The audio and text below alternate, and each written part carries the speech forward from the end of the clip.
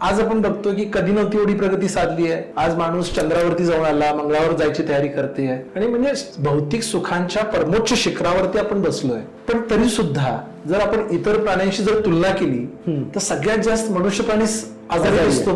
कधी तुम्ही बघितलंय बाबा एखाद्या पक्षाचं खूप जास्त वजन वाढलंय म्हणून तो उडू शकत नाहीये, किंवा कधी असं बघितलंय बाबा एखाद्या मांजरीला बाबा एखादं डायबिटीस झालाय, इन्सुलिन द्यायला लागतंय, किंवा कुठल्या गाईला आर्थरायटिस झालाय आणि ती लंगडत चालली आहे, किंवा कुठल्या म्हशीला बाबा पॅरालिसिस झालाय आणि ती लकवा मारलाय, किंवा एखाद्या वाघाला हार्ट अटॅक आलाय आणि मेलाय. म्हणजे दमा अस्थमा असू दे, पॅरालिसिस असू दे, संधिवात, आमवात, डायबिटीस, थायरॉइड डिस्फंक्शन, हे सगळे जे काय आजार मॉडर्न डे डिसीज मध्ये दिसत आहेत हे सगळं मनुष्यालाच आहे. मग का असावं?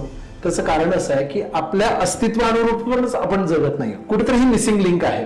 आणि मग ते स्वतःला जाणून घेऊन मग त्या पद्धतीनं जीवन जगणं हे आवश्यक आहे.